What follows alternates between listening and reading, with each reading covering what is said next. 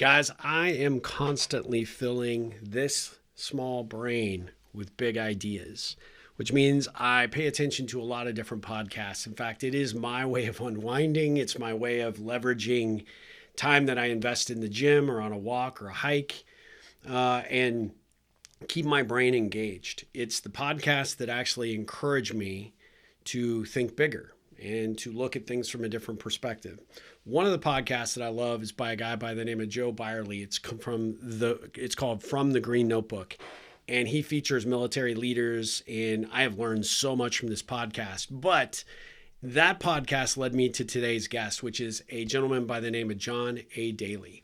He is ex-military. He is a Marine badass. Everybody that you run into, is going to either be the good example or the good example of a bad example. Finding someone who kind of has what you want, or is, the position that you want, or the temperament that you want, or the respect that you want. Finding somebody and just saying, hey, let me kind of model myself after this person. And the second half of that is, and we don't do it in the military as well as we should, but I do believe, and I encourage young Marines to go up to that person and say, hey, I like the way that you operate. Would it be okay if I come to you from time to time and just ask you questions, be a mentor? And that sounds weird. Nobody wants to do it. But, the first time, that happened to me, a young Marine came up, I was like, man, I'm like, of course. Yeah, that's really awesome. John A. Dailey lives in Hubert, North Carolina. John A. Dailey joined the Marines at 17, leading to a career of over 20 years spent working in special operations with tours in Afghanistan and Iraq. He received his MFA in creative writing from the University of North Carolina, Wilmington. He wrote a book called Tough, Rugged Bastards, and I can just tell you, after I listened to that interview that he did on the from the Green Notebook, I was hooked, and I reached out to him on Instagram. I'm like, sir, could I please interview you? Could I have you on my podcast? Because I believe that he's phenomenal. He's got a great voice. He has a great message. He has an entire brand that he's built off of this concept. He's a prolific writer. He's got 2 different Substacks. We'll put those links in so you can see it. But this gentleman is a really, really powerful soul. I love what this is when he describes the book as a memoir of an ordinary guy who seized an extraordinary opportunity to become one of the most elite war fighters in America during the most volatile times in the global war on terror. It just gives me goosebumps to know that I am so lucky to have a conversation with a true American hero. And with no further ado, let's dive into this conversation with John A. Dailey.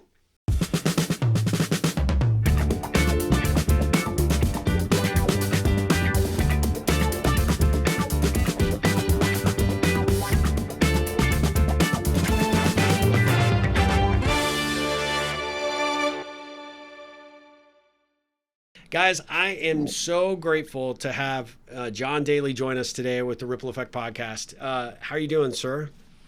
I'm doing great. Steve. Thanks. I am so grateful that you agreed to do this. Just a little bit of background. I listened to your episode with Joe Byerly on From the Green Notebook, and I listened to that 3 or 4 times. I've got to be honest with you. I not only, and obviously that's just audio. So I only knew your voice, and I'm like, this guy has a voice for a podcast. I mean, you've got a really, really compelling and a comforting voice, which I suspect in what you do and how you've gone about your leadership makes that a critical asset. But I loved what you shared in that interview and made me fascinated about your work and the book and all that you were doing. And I was blown away that you responded so quickly to my message to you and your real kindness in helping navigate our schedule so that we could get this interview scheduled. But, thank you so much for doing this, and thanks for being here. Oh, again, I'm happy to be here. I'm excited to learn about, everything that you can share, right? I have a whole list of questions, but honestly, I really like to approach this from just a genuine conversation, right? And at the end of the day, one of the things that I was really fascinated by was the fact that you joined the Marines at age 17. What was that at age 17 that inspired you to want to serve the country the way you did? Well, I had decided long before when I was a kid, and I tell that story kind of in the book, but it was and it was something that had kind of stuck with me. And during the like all the intervening years, I had other things that I wanted to be. A truck driver was a big one. I had an uncle that drove long haul trucks, and that just seemed Yeah. fascinating. A baseball player, all those things. But I kept coming back to the idea of being a Marine. And I was fortunate or I got unfortunate when I was getting ready to go into high school. My parents divorced, and it kind of took me by surprise. But Yeah. I stayed with my mother and my younger siblings, and we moved. And happened to, for a brief time while we were trying to find some place to live, had an apartment that was very, very close to a strip mall that had the Marine Corps recruiter's office in it. And he was great. I mean, I was going into ninth grade, so I Hmm. was years from being able to join, but he kind of took me under his wing and let me hang out, and uh, so it was that definitely solidified it. He went on to he was gone to another assignment before I was actually able to enlist, but he definitely made an impact, kind of at a critical time in my life, but Sure. and solidified this idea that this is what I wanted to do. Did you? I've got to ask because I'm all about connections. Have you stayed in contact with him over the years? Were you able to ever track him down? Did he see everything that you accomplished throughout your career? It's funny that you asked that because I had never thought about it until about several months ago, and I got on like LinkedIn and Yep. social media and tried to find him and was unable to. So, as a staff sergeant, he was a staff sergeant at the time. Shirley was his last name, which was a. Uh, so yeah, if he's listening, then yeah, shoot me, drop me a line. I would definitely like to thank you.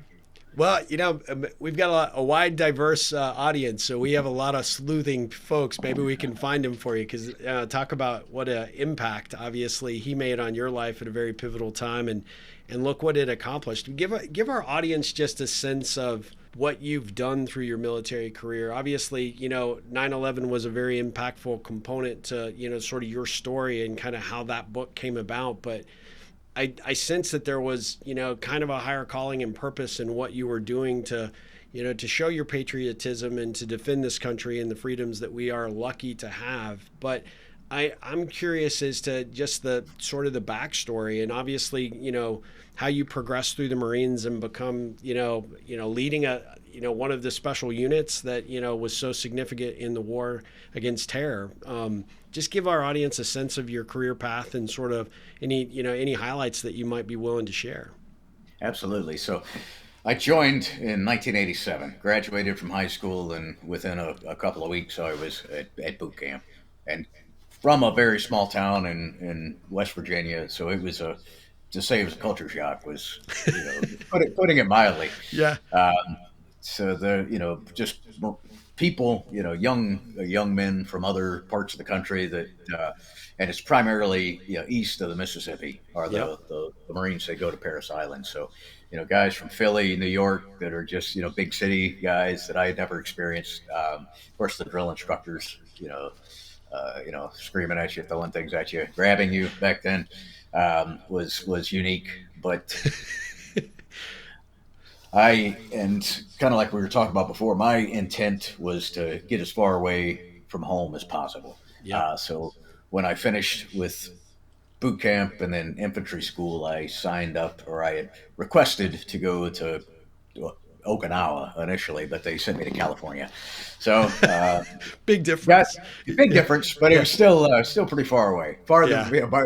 by many factors than I had ever been from home before. So, and I would wind up spending the bulk of my time in California, but through a fluke or a mistake, a clerical error, I wound up getting stuck at barely 18 years old into a sniper platoon as my Hmm. first duty station in the real Marine Corps after infantry school, and that was again an experience.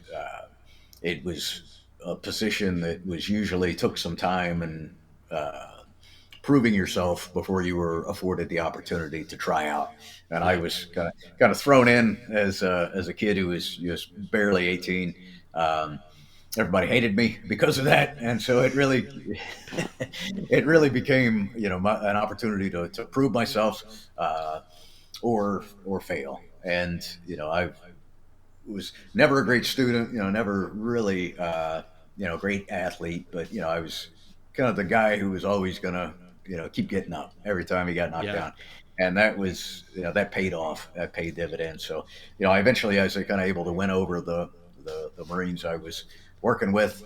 And they kind of then took me under their wing and taught me all of the a lot of the things I needed to know, and was able to become trained as a sniper. And that was kind of a pivotal, really pivotal time for me, because I had read there was a book about a sniper in Vietnam, a Uh-huh. Marine sniper who was had at what they believed to be the highest number of successful missions. And uh, so I had read that just before joining the Marine Corps. So that was, what was in my head and what I wanted to do. So being able to accomplish that within the span of a couple of years, I was, definitely set the kind of the stage, I guess, for me saying, well, man, if I could do this, then I can, what's next? What's the next big thing I want to try to do? So were there lessons in those early days? Obviously, like you said, you had to sort of find your way into and gain the trust and sort of the camaraderie of your fellow Marines. But obviously, you did that exceptionally well. What was it about that time and that experience? Were there lessons that you took from that has informed, some approach that you've taken from a leadership perspective later on in your career? Yeah, absolutely. Great question. I think, I learned very quickly. I was, like I said, not a great athlete, not a great student. I was kind of the smallest kid in most, like in my grade. So in order to survive that, you kind of have to be a bit of a wise guy. Um, You and I have I, that in common, I guess. yeah, On all levels, it sounds like. Yeah. I kind of quickly learned that, hey, keep your mouth shut. You got two ears and one mouth for a reason. Just pay attention. And I think one of the and I don't even know that I realized it. A lot of things I didn't realize at the time, but the very first night when they put me in this first unit, one of the Marines who had been in for about 4 years had kind of came over and was telling me, just unloading like these guys are no good, this blah blah blah, here's why I never got to go to sniper school, I got screwed, and just all of these, like, hey man, trying to feed me beers. And I'm like, man, this is strange. I thought that the corporals in this guy was a corporal, I was a private. Uh-huh. I thought the corporals were supposed to be like mean to you. And Yeah. then a little bit later, or the next night, another Marine comes in, and he was a corporal, and he was just come back from completing sniper school, and he was just like, hey, I'm Corporal Smith. We weren't on a first name basis like the other guy. Sure. He's like, I wanted to come check in, make sure you got, where to go to eat and the chow hall and everything. And he was strictly business, but he Yeah. was, looking after my welfare. And it was kind of like a good angel and the devil on his shoulder. I Yeah. was like, who is it that, the guy who's going to give me beer and probably doesn't have my best interest at heart, who's like kind of talking bad about the whole platoon, and I later found was just getting ready to get out of the Marine Corps, or this guy who wasn't going to be my friend, but was making sure, didn't like me. He was still hated the fact that I had gotten into the platoon, but wanted to make sure that knew how to get my mail, knew how I Yeah. knew everything. Still So looking he out was, for you. Yeah. yeah, and that was a lesson that absolutely I carried with me, even though I didn't realize it, like I said, at the time. That's I love that. Which one had a bigger impact in terms of how your leadership style kind of evolved? I would imagine the positive one, but I also think that the negative one could have some really strong applicability as well in terms of what not to do.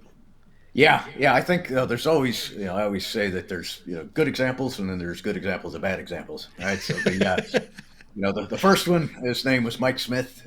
He wound up, we continued to serve together for a while. When I had the opportunity to go to sniper school, he was one of my instructors, and we wound up becoming great friends. But he definitely had a huge impact. The other guy, whose name I won't give. Yeah, just was within a matter of days had exited the Marine Corps to go on and do whatever it was that he was going to do. So he had little impact, but definitely, uh, it did. I mean, I guess it did leave an impact, right? I Yeah. just remembered that, later years that hey, it's not about, as a leader, you don't need to have friends among the people that work for you, or you don't have Yeah. to be, but you still have to look out for them. And Yeah. if you are trying to be their friend instead of looking out for them, then that's, kind of going down the wrong road. Well, yeah, I'd love to explore that just for a second, because obviously you've got this book. There's a lot about leadership. There's a lot about, grit and determination, but there's also about, sort of becoming who you are, who you're really destined to be. And I think when you look at that through the lens of a leader, whether it's a military leader or a business leader, I'm curious as to how you would help people that are like, I'm trying to find my way as a leader, or I work for a really bad leader. Where do I seek out leadership if I don't have it on the daily? And you got lucky, one night after the other. You got a real contrast in examples, but you speak a lot about leadership, and so I'm really curious about what you think of great leadership and what that takes, and then what you also think about bad leadership and how to overcome it. I mean, there are a million different ways to lead. Some are obviously better than others. Some work better in some situations than others do. But there are, I think, the two key components, and there's a saying in the Marine Corps that, or a question, I guess, that's always posed, or really the two purposes of Marine Corps leadership. One is mission accomplishment, and the second is troop welfare, taking care of your people. Yeah. And the question is always, which is more important? And I think as a young leader, it's got to be mission accomplishment. Right? We've got. I mean, Mm-hmm. that's the whole reason that we exist. And if you Yep. own a company, I mean, you exist to make money. And if you can't make money, then you won't have a company, and you're not doing much for the people that Yeah. used to work for You're you not when you taking did care of have the troops. Yeah. right. Exactly. So that's certainly one way of looking at it, and then the other, which I think as you mature, I guess, or as you get a little older, you realize that if once you're in a position to truly take care of the people, and taking care of them doesn't mean giving them beer and being their friend. Taking care of them Yeah. means giving them the opportunity to grow, giving them uh, the trust to take chances. Hopefully, maybe not always be successful, but giving them what we call in the military commander's intent. Like, hey, here's what I want you to accomplish. You kind of figure it out, and Yeah. if you can do that, then that's really taking care of the employee, of the Marine, of your subordinate, whomever it may be. So I think you can. I mean, those things have to be balanced. Obviously, there are times when, like, yeah, I know it's your well, in the Marine Corps, I know it's your kid's birthday. Don't care. You're going overseas because that's the mission. Yeah. That's probably less applicable, hopefully, in the civilian world. But I mean, we have to have both of those things. If we're not good at the job that we're assigned, then we're not demonstrating anything to the people below us, right? Yeah. So we need to be, both of those things, and recognize that at different times, each of those will take priority. I got to believe, just based on your experience and obviously the book, which we'll talk about here in just a minute, you've been afforded a lot of opportunities to share a lot of your thoughts and experiences with a lot of different audiences, many of which are businesses and business leaders. Um, I'm curious, when you do get the opportunity to talk specifically around leadership and adaptability and many of the things that you've learned through the military that do have direct applicability to the civilian world and the civilian marketplace in terms of companies and their growth. when you have somebody that knows that they're maybe not a great leader, or they're not being served by a good leader, what do you recommend for those people? They're like, I really want to fix this. I really want to do better, either myself, or I want to be able to recognize that this is not the only lens I should be looking through. Like, your colleague that night that wanted to feed you beers and just complain. What would you suggest somebody that might be going through that? What they can do to save their own situation, if you will. Yeah, I think one of the places, and I think the military does this a little bit better than in the civilian world, but not horribly, Yeah. is, I think we do a terrible job of the first time we move, someone is good at their job. And then so we're like, okay, so you're good at whatever the job is. Now we're going to put you in charge of other people that do the job. And that's, Promoted to your level of incompetence, right? Yeah. yes. But that first promotion is critical, I think. And that's where, companies would do, and I do get the opportunity to come in and sometimes talk with those people. It's often, it's a good company, I think, or a good business that will, they're used to spending their training dollars on the executives, but Yep. really I feel that first level, going from being a doer to a leader of doers, is kind of a critical time. If you're not afforded, an opportunity, or you don't have, first would be to seek a mentor. I think that's, really important, and I encourage everybody to do that. Find somebody, and I did it kind of unknowingly and without with that Marine, that other corporal, Mike. Yep. I'm like, I'm going to watch you, and I want to see what he didn't know he was my mentor, I don't think, Yeah. but I just watched what he did. I tried to take on as much of the good things as I could. Um, there are books. Obviously, there's some that are really good. I think Five Levels of Leadership is one that's Yep. that's pretty good. But I think it's just, if nothing else, recognizing that hey, I've got to do two things, and that's accomplish the mission, and I've got to take care of my people. Then I think you can learn enough along the way. Hopefully, in most cases, that first level, you have the ability to fail, without failing, horribly, or without, uh, in the military, that would be like a fire team leader or a squad leader. Yeah. And there you're given some authority, you're given a little bit of rein to run, but not enough to really do any harm. Right. So, and that's, I think, the case in a lot of initial leadership opportunities is, I've got left and right, relatively tight left and right limits, and I'm probably frustrated by those, but as long as I'm bouncing between those two guardrails, and I'm not going to damage the company, I'm not going to kill any of my employees, and you have the opportunity to learn. I think a lot of times we're reluctant to make mistakes and learn. As long as you're learning from them, then I think that's and everybody's goes home with all their fingers and toes, then we're probably It was a good day. Yeah. Yeah. You mentioned that going back to your school years, that school wasn't your thing, right? It wasn't you weren't a strong student, but you seem like a very consummate learner. Where did that come from? Was that just I find with the really great leaders, and I don't know if I could say this with 100% certainty, but many of the entrepreneurs that I've interviewed, entrepreneurs that I've studied, people that have done great things, thinking all the way back to Steve Jobs. He hated school. I hated school. I could recognize and understand that. I was good enough to do just enough to, stay out of trouble, but, it wasn't my thing.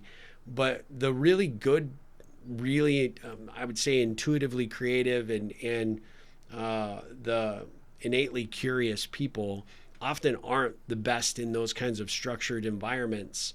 Do you find that was the case for you? And then when you got into this arena, right, it was a completely new, set of circumstances, but there's so much to learn, not just about what the Marines wanted you to do, but really how to live and be a man in that environment, which is, it's kind of feast or famine. So how did that, how do you think that impacted you as an individual in terms of your growth and immaturity? Yeah, absolutely. I was always a reader. I loved to read. I mean, I was fortunate. My dad had a huge bookshelf of kind of everything from history things to like the Hardy Boys Yeah, and Tarzan and Zane Grey and just stacks and stacks of books. And um, while I was not a good student, I just voraciously I would read a book a day. I just loved that's awesome. and loved learning. Yep. And it's just I didn't love learning what the teachers What they wanted were me to learn. teaching. Yeah. Yeah, and I think that's the case with a lot of people who both people who join gravitate towards the military because it's doing there's a lot more doing than there is kind of book learning, but also for people who are more creative, I think. Yep. And I had not thought of myself when I was in the Marine Corps. The Marine Corps doesn't really foster uh, necessarily when you're young creativity. Sure. Later, Sure. at higher ranks, obviously they A little more do flexible. do it Yeah. and do it well, right? Yeah. Because now you have bigger problems and you have to figure ways to solve them that may not have existed before, but because you're dealing with problems that haven't existed before. Yeah. But yeah, I think that's absolutely the case. And of course, the Marine Corps has all kinds, but there are a lot of you're often surprised when you randomly start talking to a Marine and he starts quoting poetry to you, or he starts yeah, I talking about a book and he's like, oh yeah, I read that, and you're like, all right, yeah, we're Yeah. not we kind of come across as crayon eaters is the term that other services use for Marines. But Yep. yeah, we got some relatively intelligent folks. Yeah, I know several, and they are some of the highest level thinkers that I think I've ever met in my life. And really, certainly when shit hits the fan, they're the people you want behind you, right, or in front of you. But they Yeah, are also the people that will make you challenge your way of thinking. I think that a few of them that I know that have become leadership coaches or are running companies, they have become really, really fantastic at like you said, know the mission, bring their people along, and they're committed and looking out for the betterment of everybody, but especially the people that they are chosen to lead. And it is really, it's really quite powerful. And you said you're not a good student. However, doing my research, obviously you're an author, but you also went and got your master's at the University of North Carolina, Wilmington. So you clearly figured out the student thing because you came back and obviously kick some ass there. So tell us about that journey. yeah. I figured out one that I do. It's not that I don't. I mean, I love to learn. It's just Yep. again, like I said, I didn't love learning what they were. I didn't see the value in particularly math. I was just Yeah.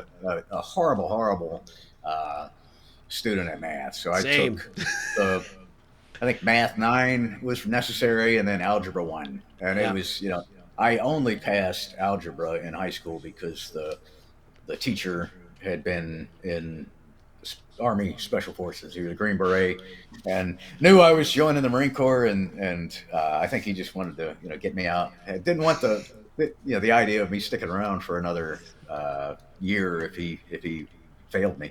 Yeah. But I then I joined the Marine Corps, and getting to be a sniper, you very quickly realize is nothing but math, like Yeah. ballistics, and ballistics is math.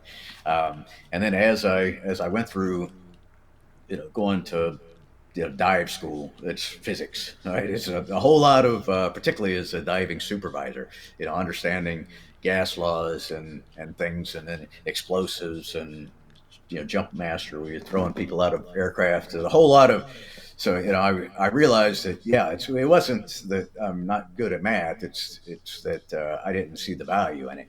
And Yeah. then once I did, it started to make more sense.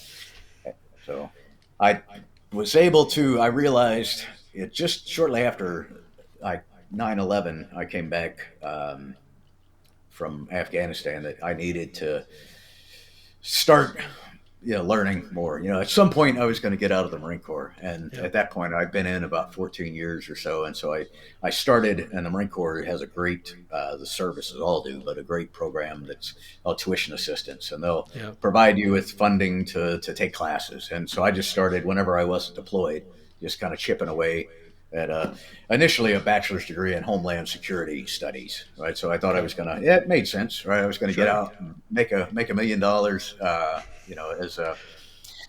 as a advising companies and Yeah. things like that. And that, of course, didn't happen. But when I did eventually leave the Marine Corps, I still had the GI Bill, which is enough to send you through 4 years of school. And Yeah. so I was able to finish two masters, a master's in liberal studies, which was I just wanted to be able to learn what I wanted to learn. And so it was a lot of literature, a lot of philosophy and things of that nature. And then at the completion of that, my thesis advisor said, "Hey, you really, you seem to like writing. Why don't you apply to this Master of Fine Arts program that we have?" And I applied. Somehow they let me in, and so I wound up with another master's, and that was all three degree programs paid for by the Marine Corps and the GI Bill, so I That's can't really great. complain. Yeah. Oh, that's fantastic. So that obviously led you to, embrace it. Like you said, you obviously were recognized as a good writer, and um, tell us about how the book, which I love, by the way, Tough Rugged Bastards. I mean, what a perfect title. You're a prolific writer on Substack. We're going to include your, for everybody that's listening to this or watching it on YouTube, we'll definitely include both links to the Substack channels that you've created. But you are really, really good at what you do. But tell us specifically about the book and sort of what inspired it. And you obviously have, in all the time we have, and we can't go into everything for your very, very decorated career and what you've done to really defend and support this nation. But I want to just say thank you from the bottom of my heart and for our audience, for what you've done. But you're a true American hero, and this book really encapsulates what you went through, and you were breaking barriers, right, for the Marines and what you were asked to do at a very, very pivotal time for our country. Yeah, I mean, it's kind of lucky to be at the right place at the right time, or unlucky. Maybe it depends on how you look at it. But to kind of try to answer that in a timeline sense. So after being a sniper for a while, I was able to move into what the Marine Corps called force reconnaissance, and that was, at the time, it was the highest level that you could kind of hope to achieve. We were responsible for parachuting behind enemy lines and doing reconnaissance, doing hostage rescue missions and things of that nature. So it was super, super cool. Um, and it was just an incredible group of Marines that it was very physically challenging. It was very emotionally, mentally demanding place to work. But I got there in 2000 or 1992, 93, and stayed there for almost 10 years, and kind of worked my way up through the ranks, getting promoted, and was I was finally kind of given the role of platoon sergeant. So I had my own platoon of Marines. We were on a routine deployment and had just left the United States. We were in Australia. Um, just got our first night in town. We'd been training with the Australians. I had my team leaders said, "Hey, let's all go out to a bar, just hang out." We were all like old married guys, so we were like, "Hey, we'll just hang out in a sports bar," while the young guys were running around, looking for Doing what willing young husbands. guys do, right? Yeah. And the television screen that had a soccer game on, switched to the first tower, and so that was, yeah. I mean, we were relatively well lubricated by that point, but we Yeah. not so much that we didn't recognize that, hey, this is it changes everything. Yeah. So we were kind of rushed back onto the ship, set sail that night, and by you know October we were in Pakistan, establishing some of the first locations for refueling aircraft and airfields that would enable troops to fly in to Afghanistan. And by Thanksgiving, I think we were in Afghanistan and it stayed through. So, based on both the start of the war and somewhat based on, I guess, my our success, the success of my unit while I was there, when we returned from that deployment, we were told that the uh, Marine Corps was told that it had to start up a unit that would answer to U.S. Special Operations Command. So the U.S. Special Operations Command had been formed in 1987, and it was really an outcome of the failed attempt to rescue the Iranian hostages in Yeah. 1979, 1980. So it took a while, but they said, hey, we need a unit that or a command that kind of oversees all U.S. special operations. And the Marine Corps had declined to participate when it Hmm. initially formed in 1987. So the Navy SEALs were a part of it, the Army Green Berets, the Rangers, the Air Force Special Operations, but the Marine Corps was not. So Huh. I think the Secretary of Defense at the time recognized that there was going to be a greater need for special operations in the war on terror. So he told the Marine Corps, this time you guys are going to participate. And the Marine Corps has never been, you know, big on joining, um, so the Marine Corps was like, no, they kind of pushed back as much as they could, but they were told, no, you're going to do this.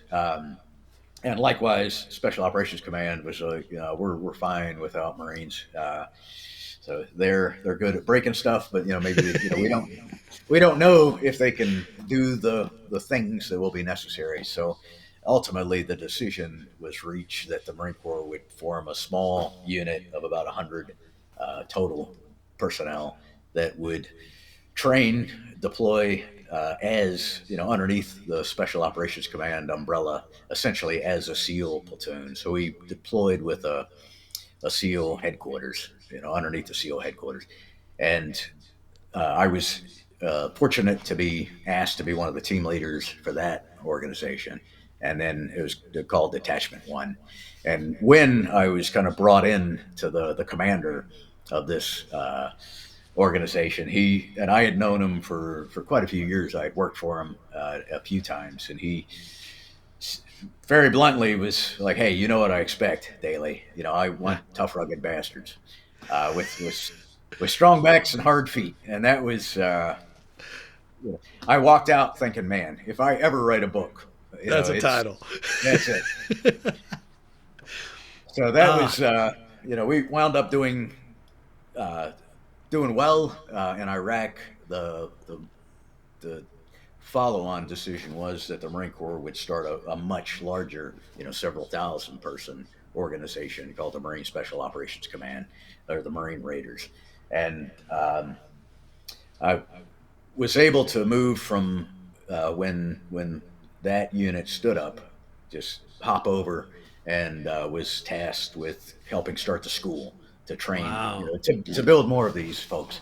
So I did that for a couple of years, and before I retired in 2008, and then I wouldn't. I kept showing up, so they gave me a job.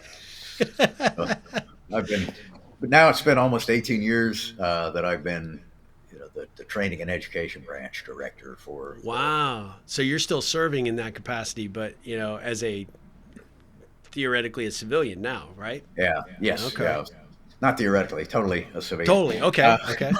but Well, a I just yeah, graybeard. I wasn't sure. So Yeah. yeah. So So was that Rumsfeld during that time, obviously, that made that decision that you guys were going to have it and figure it out? yeah, yes, it was. What a historic time though for that branch of the military to be a part of that and to that's a legacy that will live on and obviously still to this day is continuing to fight the war on terror and be a critical, steadfast solution to those very difficult, challenging problems. And what was that experience when you went through it? It's sort of that forming of that. Did you envision that to be something that would be long term and long standing for the Marines, or did you think it was primarily just to deal with the circumstances of the day? So I think, well, let's see. When the initial unit, Detachment One, the small unit, when we were formed, we I think one of the lessons I'll say that I learned is it was built out of. I mean, everybody was kind of picked. I was able to pick my guys, Yep. and so of course we were all picking, who we thought were the best, Yep.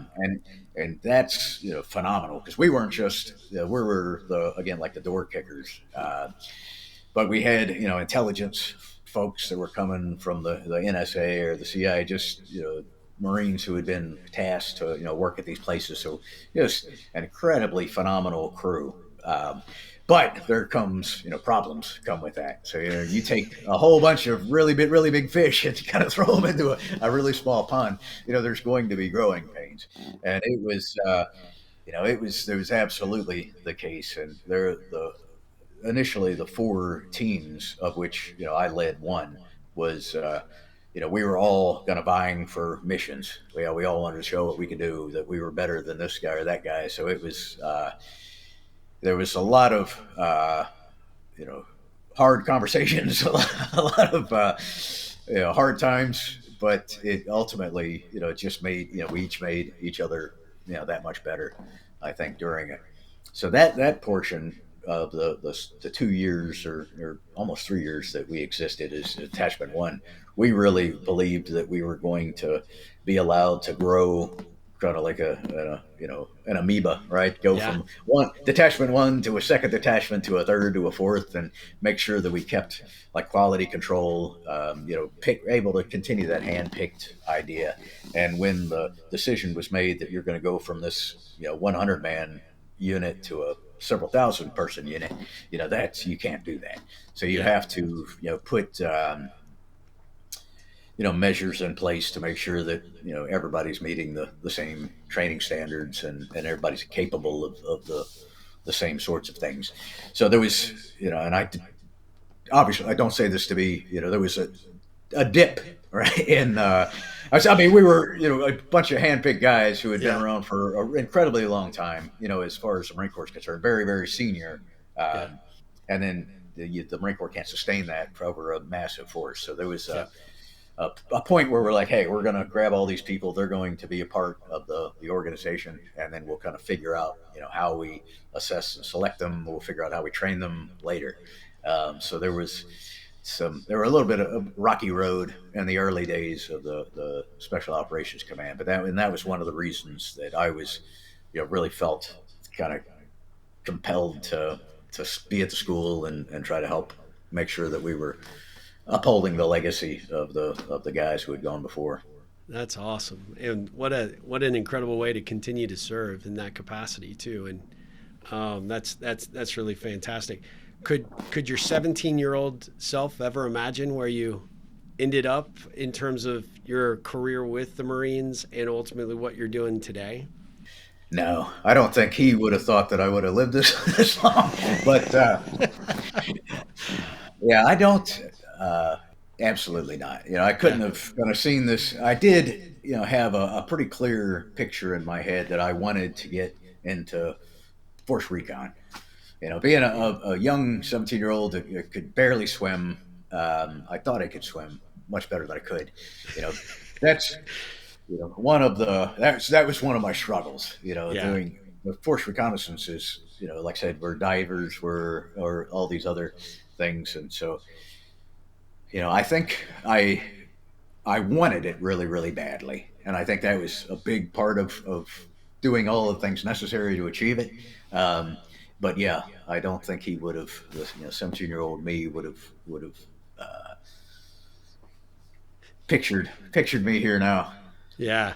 And look at you now. I mean, just that, what an amazing testament to, all your grit and determination and your willingness to step into circumstances unknown and often, quite tumultuous, and still, show up and do the best possible job. And like you said, take care of your people along the way, which I think is just a testament to your leadership. And tell us just, a little bit about the book and what you would like your reader to actually get from it. Absolutely. Yeah, I never made it to the book. So it came about after I'd always had it in my head that I wanted to, because like I said, I love to read. I used to love as a kid in school writing stories, and that was one of the areas where I did excel. And was just coming up with crazy stories or lies quite often. But the it was quite a few years. I mean, I guess the book came out just a little over a year ago, and it took about a year in the writing. So it was approaching 20 years after the the time that these things Yeah. happened that I was writing about it, which I think is necessary to really write something that's really a memoir. Because Yeah. it's a memoir in French. It means memory, right? It's if something's happening and you're writing about it, the next week, you really don't have time for reflection. So I think that's one of the strengths of it is that I'd spent a lot of time, in the 20 years that preceded it, just kind of thinking about the lessons that I learned. And Yep. I one of the the the goals that I had for it was obviously to kind of tell the story of these Marines that were started up a unit from nothing and set the stage for what would become the Marine Raiders of today. That was definitely part of it. There was a big part of me wanted to share some of the just leadership lessons and just being a Marine lessons with Marines that coming up. And another part of it was I feel that there are not very many books that a civilian can pick up and read and really kind of get what it is, what it's all Yeah. about. And so I wanted to, a lot of times there's just a lot of acronyms and technical jargon and things that are confusing. Um, Even in books that I've read and kind of in research, other memoir, I'm like, there's no way a civilian understands this. And so just trying to break things down in a way that somebody could read it and say, okay, I kind of get what life is like, and it's not all shoot 'em up stuff. There's the Yeah. the toll that it takes on families and kids, and when you It's a lot spend of it like sacrifice. Yeah. there's it and it's much more on the people that didn't enlist. I mean, wives kind of, or the Yeah. spouses, kind They're of know what serving they're too, getting right? into. Yeah. Maybe, yeah, Yep. but kids, have no say so in it, and Yep. it's so there's I definitely want to make sure that the full cost was of the life of service is understood. So those were the big goals I wanted, and I like I said I had a relatively interesting life, so I thought I may as well kind of share it with some people that might get a kick out of it. I love it. I love it. Well, the title is Tough Rugged Bastards. I definitely encourage everybody to go pick up a copy. It's on. You can get it at Amazon, but do you sell it off your website as well? Because you got a lot of merchandise around this concept, right? Yeah, I do. Yeah, you can pick one up there, and I'll sign it. And I think it's probably the same price. It's totally up to you. However Awesome. people Yeah, you buy and it. it's also on Audible too, right? So, Yeah, yep. Audible. Yeah. John, I could talk to you all day, and I want to be respectful of your time. I would love to do a follow up to this because I didn't get to a third of the questions I'd love to ask you, but I always like to finish these interviews. You're just such an engaging and really heartfelt individual, and I really appreciate just showing up and having this conversation with me. But I like to ask these ripple connection questions just to give people just a little bit further insight, if you don't mind, and we'll wrap it Absolutely. up and be respectful of your time. But I sort of asked you about your 17-year-old self, but what did the 7-year-old version of John want to be when he grew up? I think I was 7 when I first decided that I wanted to join the Marine Corps, and that Okay. was this. I won't go into the long story, but it was seeing a Marine Yep. um, in 1976.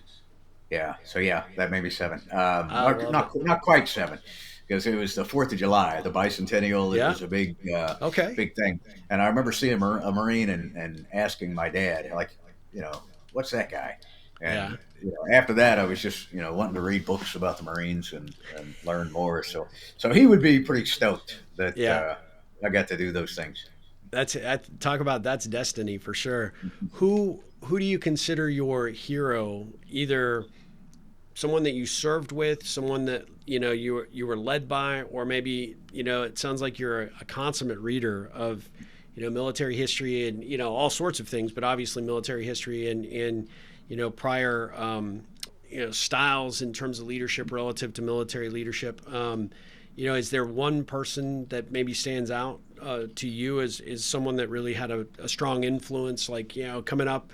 You're like, I want to be more like that guy or that gal, and sort of serve in that same kind of perspective.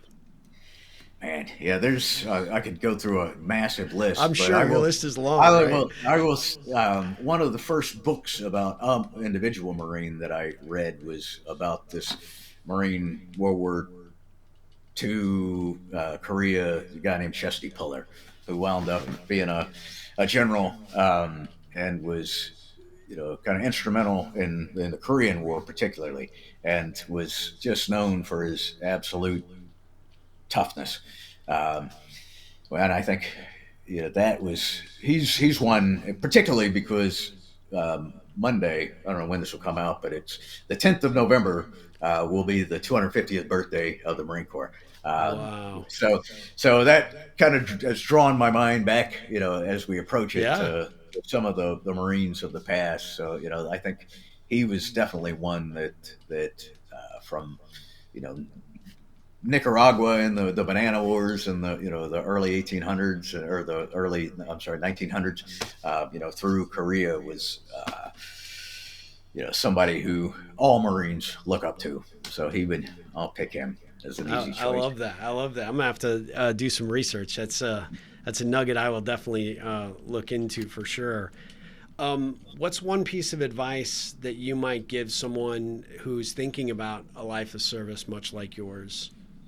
Man, again, there's tons, but I think probably the best is everybody that you run into, is going to either be the good example or the good example of a bad example, you know. But finding someone who kind of has what you want, or is the position that you want, or the temperament that you want, or the respect that you want, finding somebody and just saying, hey, let me kind of model myself after this person. And the second half of that is, and we don't do it in the military as well as we should, but I do believe, and I encourage young Marines to go up to that person and say, hey, I like the way that you operate.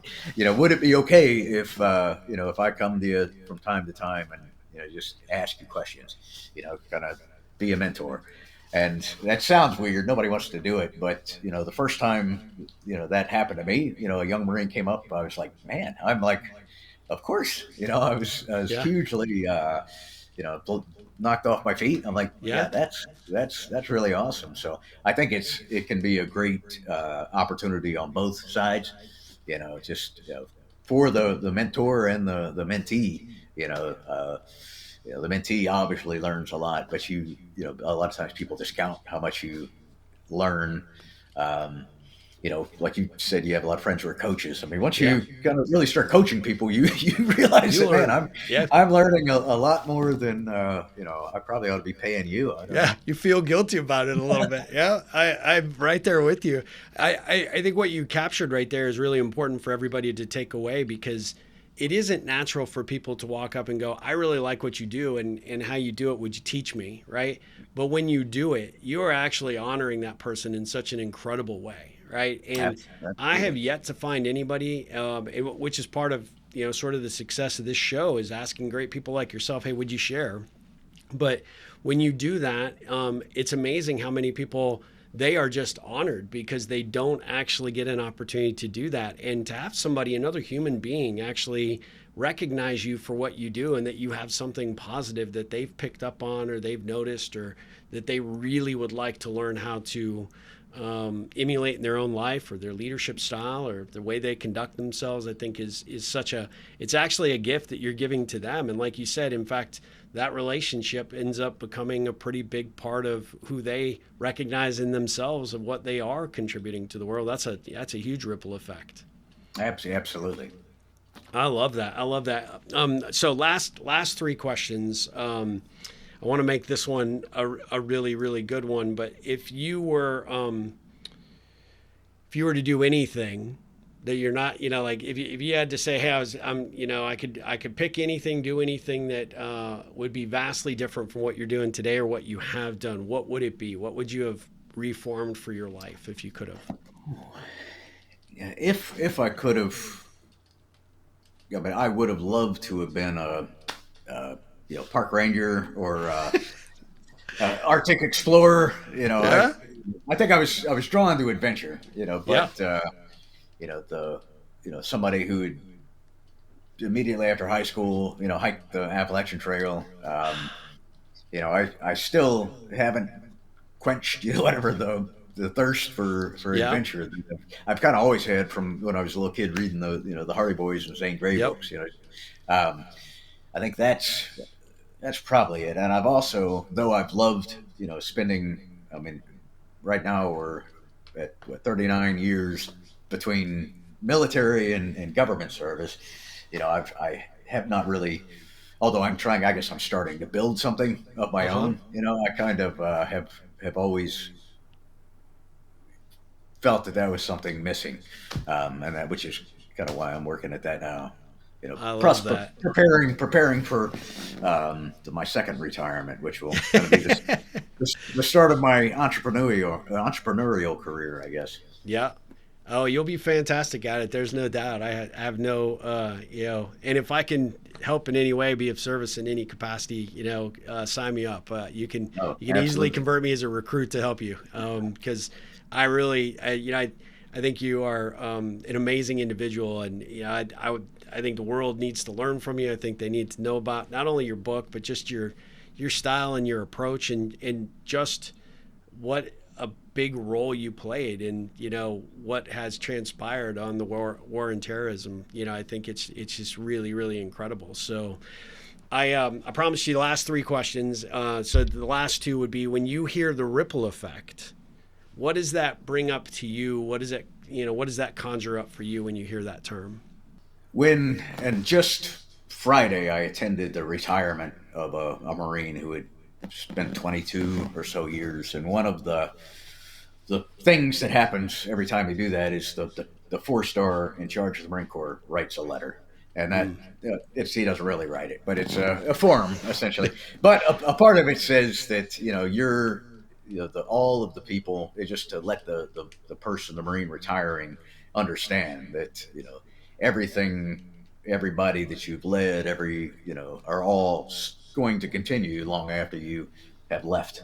And I forget, I could almost quote the kind of the line, but it's, there's something about the Marine Corps will feel the effects of your service long after you've left our active ranks. And to me, that's Ah, a perfect example of the ripple effect. It's continued some almost 250 years now here in a that's couple days. that's incredible. And one of the best answers I've got, quite honestly. Cool. That's Awesome. fantastic. What ripple could I create for you? Well, I mean, I think hopefully this does it. It just gets the kind of the word out to some people that otherwise I wouldn't have had the opportunity to interact with. Um, and, if, your other podcasts that you think Yep. I would be good on, I would absolutely appreciate kind of throwing a rock at them.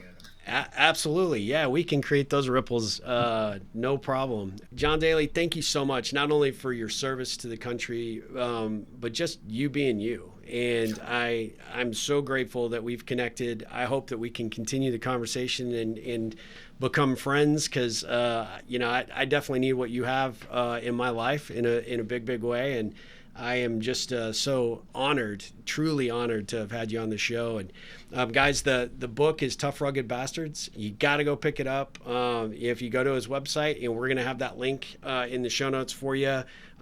He said he'd sign it for you. I think that would be pretty damn cool. And you're a living legend. And so I'm just so grateful for the time. And I hope you guys enjoyed this episode. But John, thank you so much for the time. And ripple on. Right on, Steve. Thanks for having me. I really enjoyed it, and I could have gone on talking for a while. So Well, happy to come thanks. back. I appreciate that.